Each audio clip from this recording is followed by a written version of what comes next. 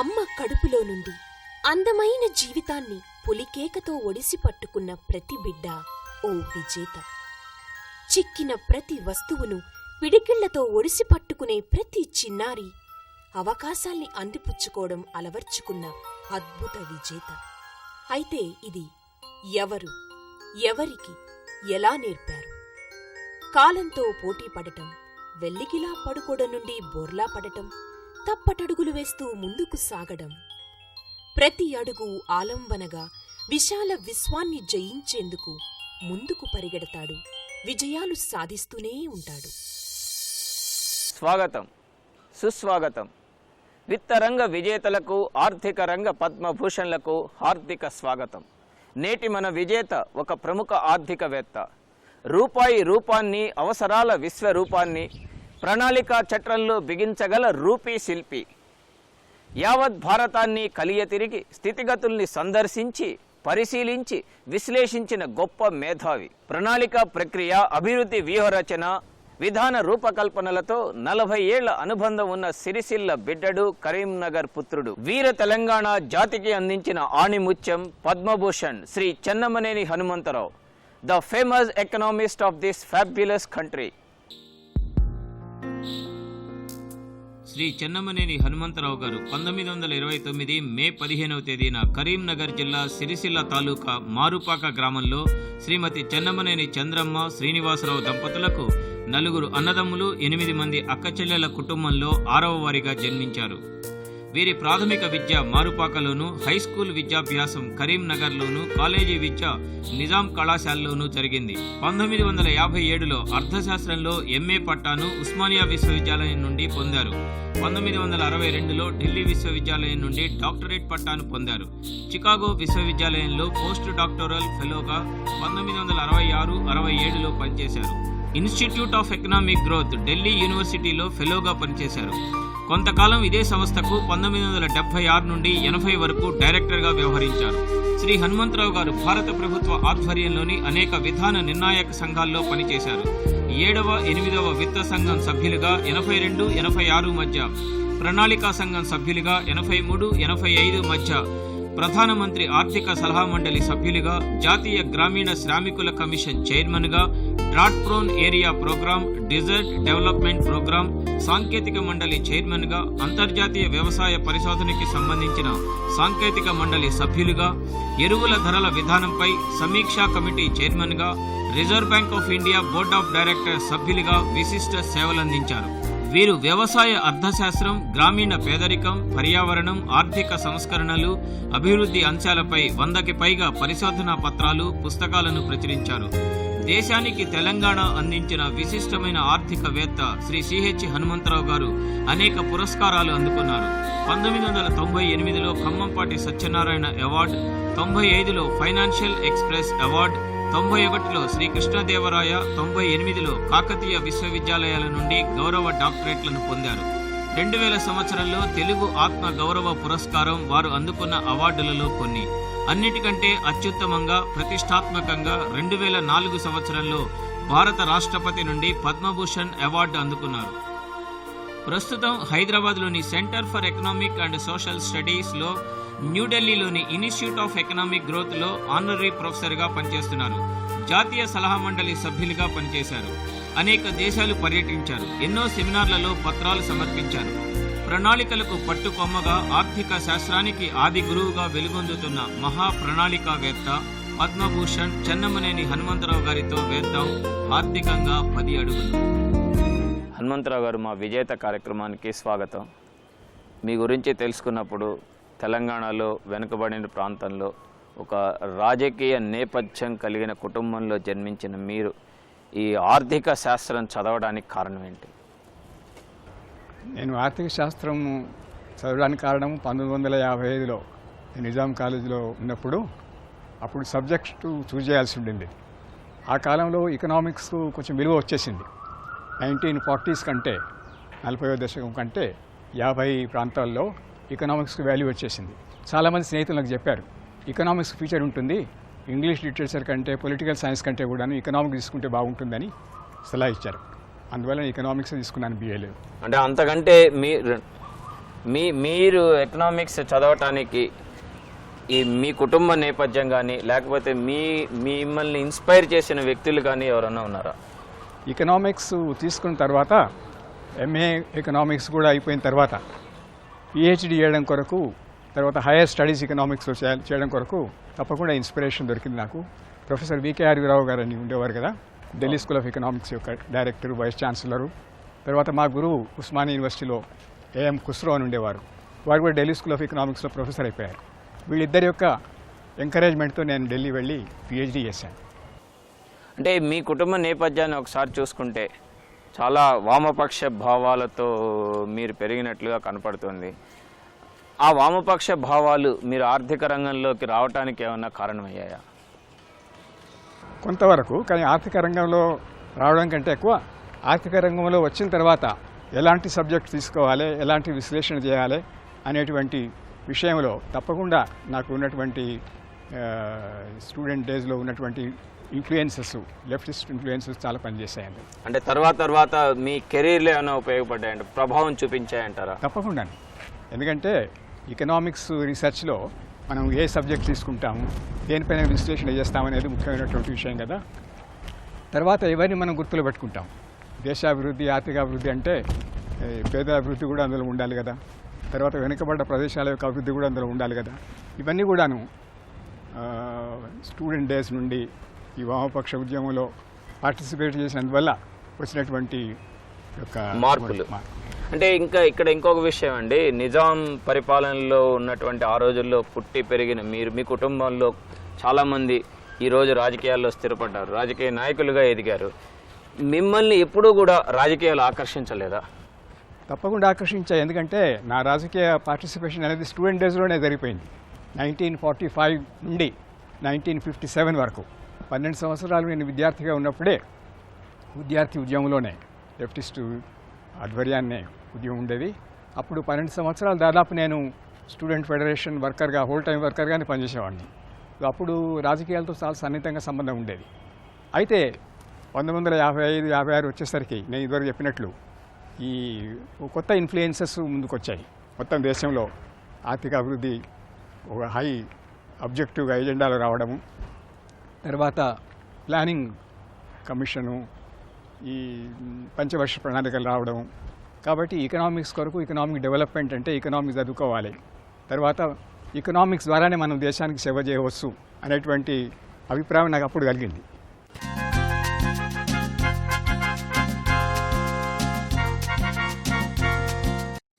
మీ అన్నదమ్ముల్ని చూసిన తర్వాత మళ్ళీ ఒక ప్రత్యక్షంగా యాక్టివ్ పాలిటిక్స్లోకి రావాలని ఎప్పుడైనా అనిపించిందా? కలగలేదు. ఎందుకంటే నేను ఈ మొత్తం ఈ గత 30-40 సంవత్సరాల నుంచి కూడాను రాజకీయవేత్తలతో కూడా పనిచేస్తూ వచ్చాను. ప్లానింగ్ కమిషన్లో ఉన్నాను, అప్పుడు ఇద్దరు ప్రధానమంత్రులతో పనిచేశాను. తర్వాత ఎన్నో కమిషన్స్లో, కమిటీస్లో నేను ఒక కమిటీ రూరల్ లేబర్ కమిషన్ చైర్మన్గా నేను ఉన్నప్పుడు ఒక 6 మంది ఎంపీస్ ఉండేవాళ్ళు, వివిధ పార్టీలకు చెందినటువంటి వాళ్ళు, కమ్యూనిస్ట్ పార్టీ వాళ్ళు, జనతా పార్టీ వాళ్ళు, కాంగ్రెస్ వాళ్ళు, వాళ్ళందరితో 2-3 సంవత్సరాలు నేను పనిచేయాల్సి వచ్చింది చైర్మన్గా. సో రాజకీయ నాయకులతో నా యొక్క ఇంటరాక్షన్, సంపర్కం అనేది ఉంటూనే వచ్చింది. కానీ ప్రాక్టికల్ రాజకీయాల్లో పోయిన దానికంటే ఒక ఎకానమిస్ట్గానే ఉండి అనలైజ్ చేయడము, సలహాలు ఇవ్వడము, దీనివల్లనే ప్రయోగం ఎక్కువ ఉంటుంది. నా ప్రయోగం అనే నాకు ఉపయోగం. అంటే మీ ఉపయోగం గురించి మీరు చెప్పారు కదా, మీరు ఇందాక మీరు చెప్పినట్లుగా ప్రధానమంత్రులతో పనిచేశారు, ప్లానింగ్ కమిషన్ సభ్యులుగా చేశారు, అలాగే ఇన్స్టిట్యూట్ ఆఫ్ ఎకనామిక్స్లో కూడా మీరు పనిచేశారు, అనేక రంగాల్లో, అనేక సంస్థల్లో మీరు పనిచేశారు. ఒక్కసారి వెనక్కి తిరిగి చూసుకుంటే ఈ దేశానికి మీ కాంట్రిబ్యూషన్ ఏ స్టేజ్లో మీకు బాగా తృప్తినిచ్చింది? 1970 దశకంలో ముఖ్యంగా నేను రాసినటువంటి పేపర్స్, పుస్తకాలు ఆ కాలంలో హరిత విప్లవం గురించి, ఈ హరిత విప్లవం రావాలంటే దానికి అనుకూలమైన పరిస్థితులు ఏముంటాయి, తర్వాత హరిత విప్లవం మొత్తం దేశంలో వ్యాపించాలంటే వెనుకబడ్డ ప్రాంతాల్లో, తర్వాత సన్నకారు రైతులు, చిన్నకారు రైతులు కూడా దాంట్లో భాగస్వాములు కావాలంటే ఎలాంటి పాలసీస్ ఉండాలి మనకు అనేటువంటి విషయాలపైన నేను పుస్తకాలు రాశాను. ఆ కాలంలో పేపర్స్ రాశాను. తర్వాత అదే కాలంలో ప్లానింగ్ కమిషన్ సభ్యుడు కూడా 1980 70-80 దశకం అని చెప్పవచ్చు. అంటే మీకు బాగా తృప్తినిచ్చిన కెరీర్ అని చెప్పుకోవచ్చు. అంటే ఆర్థిక రంగంలో కూడా మీరు ఒక ప్రత్యేకంగా అగ్రికల్చర్ ఎకనామిక్స్లో బాగా పేరు పొందారు. ఈ అగ్రికల్చర్ ఎకనామిక్స్లో బాగా కృషి చేయడానికి కారణం ఏంటి? అగ్రికల్చర్ ఎకనామిక్స్ కృషి చేయడానికి కారణం ఏమిటంటే నేను పిహెచ్డి సబ్జెక్టు చూస్ చేసే ముందే 1958-59లో అప్పుడు ఈ ప్రశ్న వచ్చేది, ఏ సబ్జెక్ట్ తీసుకోవాలండి. అయితే ఆ కాలంలో అగ్రికల్చర్ అనేది చాలా ముఖ్యం మన దేశానికి. మన దేశం యొక్క జాతీయోత్పత్తిలో 50% కంటే కూడా ఎక్కువ శాతం వ్యవసాయం నుంచి వస్తుంది. ఒకటి. రెండవది, పేదరిక నిర్మూలన కావాలంటే వ్యవసాయ అభివృద్ధి ముఖ్యం. ముఖ్యంగా సన్నకారు చిన్నకారు రైతుల యొక్క అభివృద్ధి ముఖ్యం. తర్వాత వ్యవసాయేతర కార్మికులు ఉంటారు కదా, వ్యవసాయ కార్మికులు, వాళ్ళ యొక్క వేతనాలు ఏ విధంగా పెరగాలనేది, ఇలాంటి సమస్యలని నా యొక్క పాస్ట్ బ్యాక్గ్రౌండ్ బట్టి చూస్తే కూడాను ఈ సమస్యల పైన నాకు ఇంట్రెస్ట్ ఉండింది. కాబట్టి అగ్రికల్చర్ ఎకనామిక్స్ చేసుకుంటేనే బాగుంటుంది అని అనుకున్నాను. అంటే మీ వ్యవసాయ కుటుంబం నుంచి వచ్చిన మీకు అది కూడా ఉపయోగపడింది అనుకోవచ్చు? అది కొంతవరకే, అది కూడా ఉపయోగపడింది. కానీ ముఖ్యంగా ఈ పొలిటికల్ పార్టిసిపేషన్, పొలిటికల్ బ్యాక్గ్రౌండ్ అది ఎక్కువ పనిచేస్తుంది ఈ వ్యవసాయ రంగంలోకి రావడానికి. తర్వాత ఇంకో విషయం అండి హనుమంతరావు గారు, ఈరోజు మన దేశ ఆర్థిక అభివృద్ధి చూస్తే దాదాపు 9-10% ఉంది. కానీ వ్యవసాయ రంగంలో మాత్రం అభివృద్ధి 2-2.5% మించట్లేదు. అంటే ఈ అభివృద్ధి మొత్తం మీద దేశ ఆర్థికాభివృద్ధి 10% ఉండటానికి, సాధించడానికి ఇది సరిపోతుందంటారా? ఒక ప్రముఖ ఆర్థికవేత్తగా మీ అభిప్రాయం ఏంటి? దేశం యొక్క ఓవరాల్ డెవలప్మెంట్ అభివృద్ధి 10% ఉండాలంటే 2% అగ్రికల్చర్గా సరిపోదు. కనీసం 4% ఉండాలి, 4-5% ఉండాలి. కనీసం 4% ఉండాలన్నది ఇప్పుడు 11వ పంచ ప్రణాళికలు కూడాను అదే వాళ్ళు నిర్దేశించారు. సో 4% మినిమం ఉండాలి అగ్రికల్చర్. అంటే 4% సాధించడం ప్రస్తుత నేపథ్యంలో సాధ్యమవుతుందంటారా? అవుతుంది. ఇదివరకు మనం కొన్ని సంవత్సరాలు సాధించాం కూడాను. తర్వాత మన యొక్క పొటెన్షియల్ ఏదైతే ఉందో అగ్రికల్చర్లో అది చూసినట్లయితే మనం సాధించగలము అనేటువంటి విశ్వాసం కలుగుతుంది. ఎందుకంటే ఎన్నో ప్రాంతాల్లో ఈల్డ్ పెరగవచ్చు, కానీ కొన్ని పాలసీలు లేకపోవడం వల్ల, ఇరిగేషన్ లేకపోవడం వల్ల, లేకుంటే సాంకేతిక పరిజ్ఞానం అక్కడికి రైతులకు అందకపోవడం వల్ల, క్రెడిట్ అందకపోవడం వల్ల, మార్కెటింగ్ వ్యవస్థ లేకపోవడం వల్ల వాళ్ళు ఉత్పత్తి చేయలేకపోతున్నారు. అంటే ఇక్కడ ఒకటి ప్రత్యేకంగా మన రాష్ట్రం వరకు చూసుకుంటే, మన రాష్ట్రంలో కూడా చాలా రాష్ట్రాలలాగా లేకపోతే జాతీయ స్థాయిలో యావరేజ్ గ్రోత్ రేట్ లాగా మన రాష్ట్రంలో కూడా ఈ వ్యవసాయ రంగం 2-2.5% దాటట్లేదు. ముఖ్యంగా సాగుకు రావాల్సిన భూమి కూడా తరిగిపోతుంది. ఈ సెజులు రావటము, భూములు అమ్మేయటము ఇవన్నీ జరుగుతుంది. ఇంకో పక్క మనం జలయజ్ఞం పేరిట సాగునీటి ప్రాజెక్టులు కడుతున్నాం. ఈ బ్యాలెన్స్ అవ్వటం అనేది సాధ్యమవుతుందంటారా వ్యవసాయ రంగంలో? భవిష్యత్తు చూసుకున్నట్టుంటే లాంగ్ రన్లో ప్రతి ఎకరానికి ఈల్డ్ ఉత్పత్తి ఉంది కదా, అది పెరగాలి. భూమి విస్తరణ ఎక్కువ పెరిగే అవసరం లేదు, తగ్గకూడదు కూడా ఎక్కువ. కానీ ముఖ్యంగా ఈల్డ్ పెరగాలన్నమాట. వేరే దేశాలతో మనం కంపేర్ చేసుకున్నట్టుంటే ఈ అభివృద్ధి చెందినటువంటి దేశాల్లో మన ఈల్డ్ కంటే 10 రెట్లు కంటే కూడా ఈల్డ్ రేట్స్ ఉన్నటువంటి ఉదాహరణలు ఉన్నాయనుకోండి. కాబట్టి మనకు ఈల్డ్ రేటు వృద్ధి చేసే అవకాశం చాలా ఉంది. దానిపైన మనం ఎక్కువ కేంద్రీకరించాల్సి ఉంటుంది. అంటే చాలామంది ఈరోజు మంత్రులు కానీ, ముఖ్యమంత్రులు కానీ, జాతీయ స్థాయిలో నాయకులు కానీ చెప్పేది ఏంటంటే, మనమే గ్రామీణ ప్రాంతం నుంచి ప్రజల్ని పట్టణ ప్రాంతాలకి వలసల్ని, మైగ్రేషన్ని ప్రోత్సహిస్తున్నాం. ఈ నేపథ్యంలో మనం ఈ వ్యవసాయ రంగం అభివృద్ధి చేయడానికి ఎంతవరకు సాధ్యమవుతుంది? వ్యవసాయ అభివృద్ధి చేస్తేనే వ్యవసాయం పైన ఆధారం కూడా తగ్గిపోతుంది. ఎందుకంటే ఇప్పుడు అక్కడి యొక్క జనాభా ఈ తరలి వచ్చినప్పుడు, పట్టణాలకు వస్తున్నప్పుడు మిగతా వాళ్ళు ఏదో 30-40% ఎవరైతే ఉంటారో వాళ్ళు నడిపించాలి కదా. అయితే అక్కడ అభివృద్ధి రేటు పెరుగుతూనే మనందరికీ ఆధారం వాళ్ళే అనమాట. కాబట్టి వాళ్ళ అభివృద్ధి జరుగుతూనే కొంతమంది రాగలుగుతారు. వాళ్ళ అభివృద్ధి కానప్పుడు రాలేరు కూడా మంది ఎక్కువ. సో వ్యవసాయ అభివృద్ధి జరగడం అవసరం. దానివల్లనే వేరే కంట్రీస్ యొక్క మనం అనుభవం చూసుకున్నట్టుంటే, అమెరికా కానివ్వండి, యూరోప్ కానివ్వండి, ఇప్పుడు వ్యవసాయం పైన 1%, 2% కంటే ఎక్కువ పాపులేషన్ లేదు అక్కడ. అయితే అక్కడ ఈల్డ్ లెవెల్ చాలా ఉంది. అంటే మనకంటే ఎక్కువ ఉందంటారా? చాలా తక్కువ. ఈ పాపులేషన్ 1% ఉంది అగ్రికల్చర్లో ఆ దేశాలలో. అయితే ఈల్డ్ మనకంటే 10 రెట్లు ఎక్కువ ఉంది, 8 రెట్లు ఎక్కువ ఉంది. కారణం దానివల్లనే మనం వాళ్ళకి సపోర్ట్ చేయగలుగుతున్నారు మొత్తం దేశాన్ని. కాబట్టి ఈ మైగ్రేషన్ అనేది, రూరల్ టు అర్బన్ మైగ్రేషన్ అనేది అది అనివార్యం తప్పకుండాను. డెవలప్మెంట్ అవుతున్నా కూడా తప్పకుండా అది అవుతుంది. అయితే అది సాధ్యం కావాలంటే అగ్రికల్చర్ ప్రొడక్టివిటీ పెరగాలి.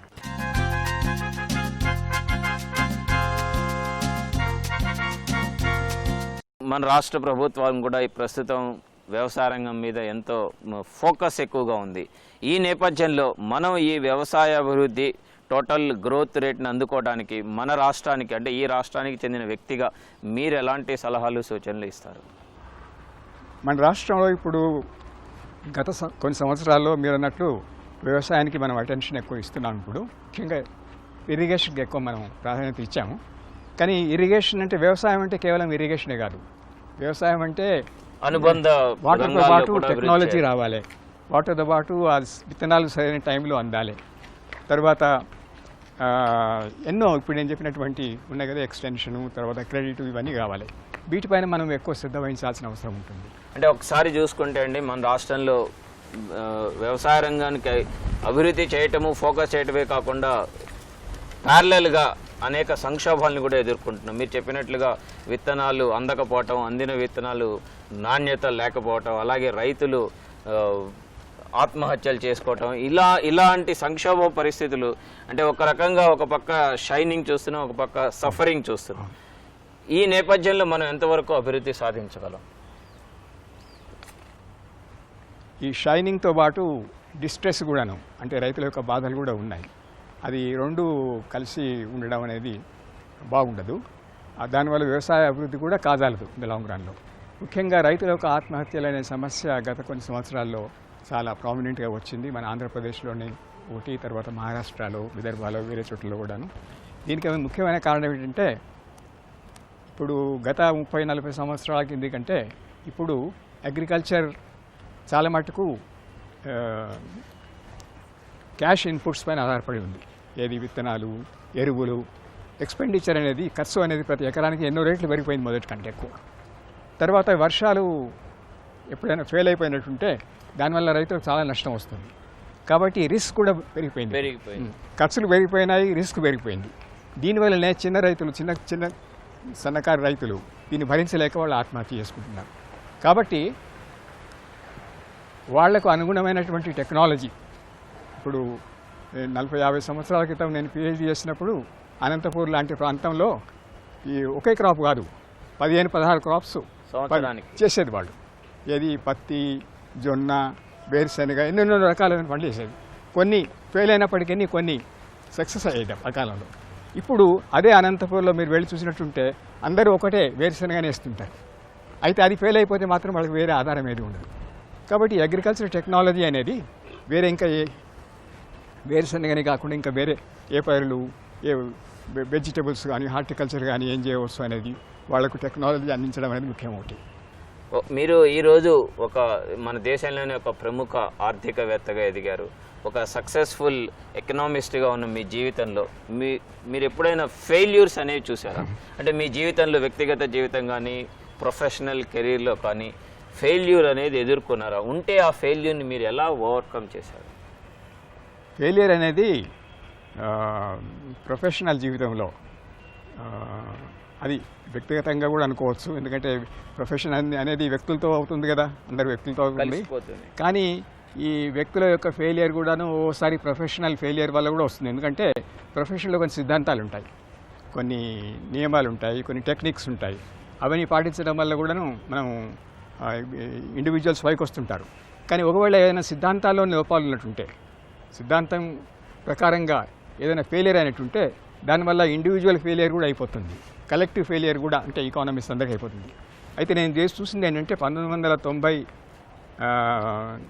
దశకం యొక్క ప్రారంభంలో ఈ ముఖ్యంగా డెవలప్మెంట్ థియరీస్, మన ఆర్థిక సంస్కరణలు కూడా ప్రారంభమైనప్పుడు ప్రపంచంలో డెవలప్మెంట్ థియరీస్లో సంక్షోభం వచ్చేసింది. ఒక విధంగా రష్యాలో ఫెయిలియర్ వచ్చేసింది, ప్లానింగ్ పడిపోయింది. అక్కడ చైనాలో కూడా పడిపోయింది అంతకుముందే, కానీ వాళ్ళు రికవర్ అయిపోయినారు.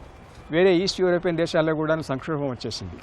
అయితే ఈ ప్రణాళికా వ్యవస్థ మేము చదువుకున్న కాలంలో 50వ దశకంలో ఉన్నట్టు అది జరగదు అనేటువంటి అనుభవం చూపెడుతూ వచ్చింది. దీని కారణాలు ఏమిటి, మరి కొత్త వ్యవస్థ ఏ విధంగా ఉండాలి అనే వాటిపైన మేము విశ్లేషణ ఎక్కువ చేయలేదు అప్పుడు. దానివల్ల ఏంటంటే ఈ ప్రపంచంలో వచ్చినటువంటి మార్పులు అవి వచ్చిన తర్వాత మనం ఒక విధంగా ఆ ఒత్తిడితోనే మనం ఈ సంస్కరణలు తీసుకొచ్చాం. ఆ సంస్కరణలు 1990లో తీసుకురాకుంటే మనకు చాలా ఇబ్బంది ఉండేది ఎక్కువ. అయితే ఒక ఎకానమిస్ట్ లాగా సోషల్ సైంటిస్ట్ లాగా మొదలై వీటన్నిటిని స్టడీ చేసి ప్రిపేర్ అయ్యి ఉంటే బాగుండేది కదా. అలాంటి జరగలేదు కాబట్టి అది ఒక విధంగా మా యొక్క ప్రొఫెషన్ యొక్క ఫెయిలియరు, నా యొక్క ఇండివిజువల్ ఫెయిలియర్ అని కూడా నేను ఒప్పుకుంటాను ఆ సందర్భంలో. కానీ ఒక మంచి విషయం ఏంటంటే ఈనాడు 10-15 సంవత్సరాల తర్వాత అది తెలుసుకోగానే మేము అందరం, నేను మా సహచరులు వేరే వాళ్ళు కూడాను ఈ ప్రశ్నలు కొని ఎందువల్ల ప్లానింగ్ ఫెయిల్ అవుతుంది, ముఖ్యంగా రష్యా అటువంటి దేశాల్లో కూడాను ఏ విధమైనటువంటి మార్పులు తీసుకురావాలి, మనము మన దేశానికి అనుగుణమైనటువంటి ఆర్థిక వ్యవస్థ ఎలా ఉండాలి, కేవలం ప్రపంచీకరణ మార్కెట్ వ్యవస్థేనా, లేకుంటే దానిలో మన దేశానికి పరిస్థితులకు అనుకూలంగా దానిలో ఏ మార్పులు తీసుకురావాలి, ఇలాంటి విషయాలపైన చాలా మేము విశ్లేషించాము. వేరే దేశాలకు సెమినార్లో వెళ్ళినప్పుడు చైనా కానివ్వండి, ఇటు థాయిలాండ్ కానివ్వండి, వేరే వెస్ట్రన్ కంట్రీస్లో కూడాను చాలామందితో చర్చించాము మేము. దాని ఫలితంగా ఏంటంటే మన దేశంలో ఆర్థిక సంస్కరణలు మానవీయ కోణంతో ఉండాలి అనేటువంటి అభిప్రాయానికి మేము మొదలే వచ్చాం.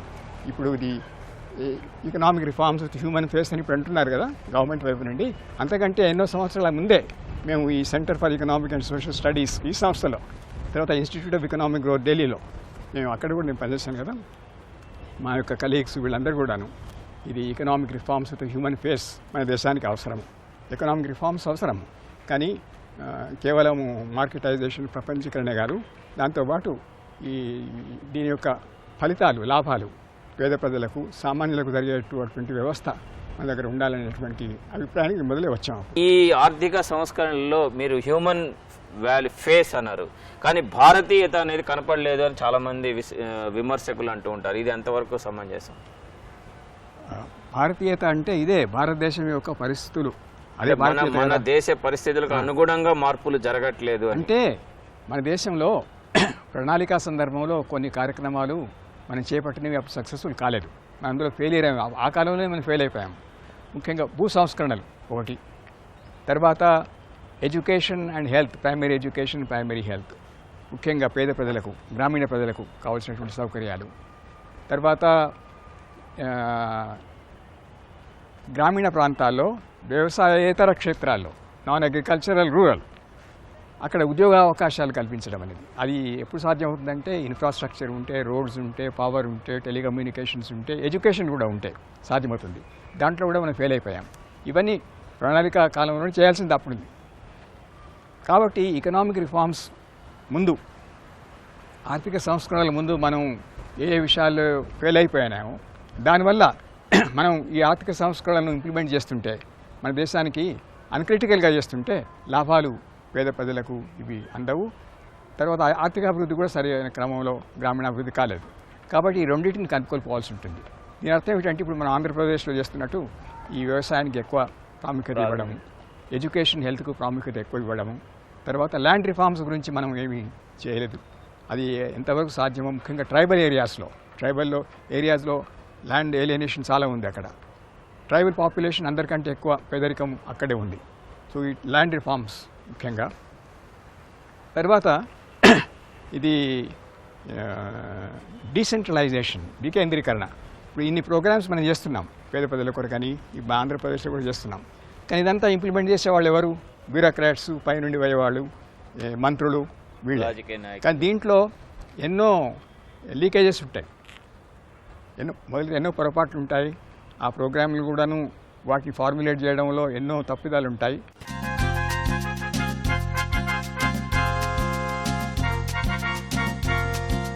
అంటే ఒక రకంగా మీరు అమర్త్య సేన్ సిద్ధాంతాలు అనుసరణీయమని చెప్తున్నారు. అవును, మేము అందరం కలిసి పనిచేసిన వాళ్ళమే. మా అందరి ఒకటి భావాలు ఈ విషయంలో. అంటే ఇక్కడ ఒక విషయం అండి, మీరు మీ సేవలకి పద్మభూషణ్ పురస్కారం కూడా అందించారు. ఇంత ప్రఖ్యాతి చెందిన మీరు జీవితంలో ఒకసారి చూసుకుంటే మీరు ఏం సాధించామనుకుంటారు? డబ్బు, సంపద, కీర్తి ప్రతిష్టలు, పేరు, ఇలాంటివి ఎన్నో ఒక మనిషి, ఒక వ్యక్తిగా మీరు సాధించవచ్చు.